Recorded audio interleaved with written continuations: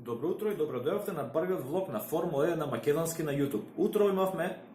можност да ги гледаме првите квалификации за новата сезона од Формула 1. Првите квалификации за големата награда на Австралија кои се возат на Мелбурн парк донесоа прилично интересни резултати со некои пријатни и непријатни изненадувања. Во самиот старт во Q1 можеме да видиме дека имавме две непријатни изненадувања, односно Карлос Саинц од Мекларен Рено и Пиер Гасли од Red Bull Honda не успеа да влезат во Q2.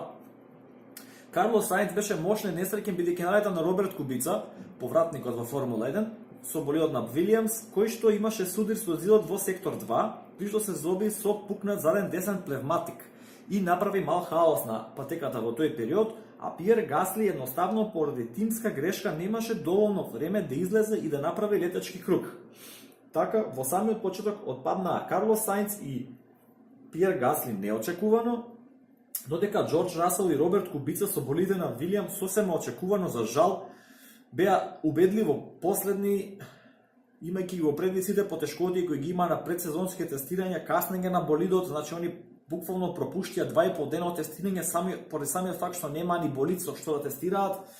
така што за Вилијам с првите неколку тричните тргаи ќе бидат мощни тешки, а последниот исклучен од првата квалификацијска сесија беше Ланс Строл со Racing Point, тоа е новото име на Force India од годинава, со новите собственици со таткото на Ланс Строл. Втората квалификацијска сесија исто донесе неколку пријатни и непријатни изненадувања. Ќе ги споменам Рено, кои не успеваа да се квалификуваат во Q3, каде што Нико Хулкенберг и Даниел Рикјардо, кои се префори од Red Bull во Рено оваа година, не успеа да влезат, односно завршија на 11 и 12 место. И двајцата возачи се пожалија на проблеми со болидот. Синојка, доцно до ноќта се работеше на нивните болиди, беше изваден подот, беа сменети батериите, кои цел викенд им задаваат проблеми. Значи тоа беше, можеби да се каже како дел од проблемите со кои се соочија. Меѓутоа очекувавме многу повеќе од Рено, верувам и самите они очекуваа, бидејќи сакаат да се замешаат конечно во борба со големата тројка, односно со Ферари, Мерцедес и Red Bull. Останува да биде интересно утре они како ќе стартуваат, бидејќи од 11-тото и 12-тото место имаат идеална можност да одберат со кои гуми сакаат да стартуваат и можат да играат на подолг прв стинт, да играат со друга конфигурација на гуми, па да се мешаат во борба за бодови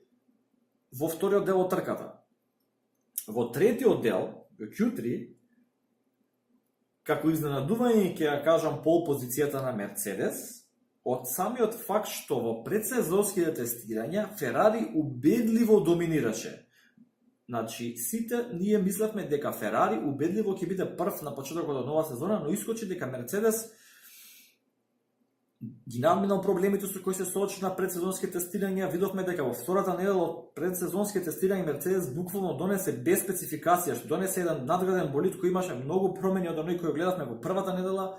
и сега со, би рекол, идеален сетап Луис Хамилтон и Валтери Ботас беа незапирливи. Со тоа што Валтери Ботас беше прилично побрз од Луис Хамилтон, но Луис Хамилтон го направи своето во третиот сектор и успеа да извади добро време. Трет беше Себастијан Фетел од Ферари, а четврт Макс Верстапен со Red Bull Honda, одличен резултат за Red Bull Honda со оглед на тоа дека е прва трка, први квалификации и сепак еден доказ дека во болидот во рацете на Макс има потенцијал и утре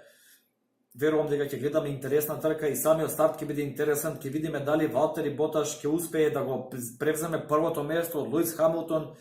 или Хамилтон ќе успее да се одбрани, и секако да не забораваме дека Себастијан Фетел во Ферари имаат одличен старт. Ферари е познат по добар старт, има добра механичка тракција, Ферарито на самиот почеток, така да утре не очекува интересна трка. Сметам дека тимовите кои се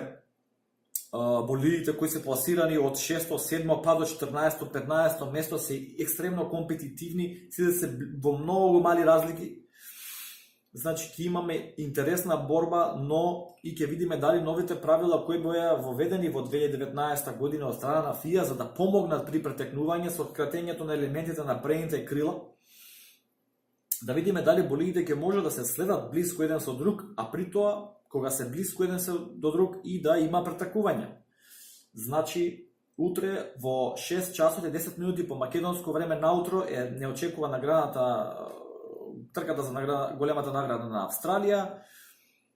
Мислам дека ќе биде интересна трка, мислам дека ќе имаме неколку изненадувачки стратегии и се надевам дека сезоната ќе продолжи само вака. Доколку ви се допаѓа ова видео, ова е моје прво видео, јас сум голем фан на Формула 1, следам Формула повеќе од 22 години, ова е моја 23-та сезона, активен сум на повеќе меѓународни форуми на Автоспорт, на formula1technical.com, може ме најдете таму под псевдонимот Бауч. Доколку се допаѓа овој стил на видео, доколку ги наоѓате овие информации интересни, ве молам, направете subscribe на опцијата подолу во видеото, ставете лайк или дислайк, се едно, јас овој проект ќе го терам сега за сега аматерски, па ќе видиме за понатаму ако се пружи прилика и за нешто повеќе. До утре ќе направиме анализа за трката, се гледаме, се најдобро.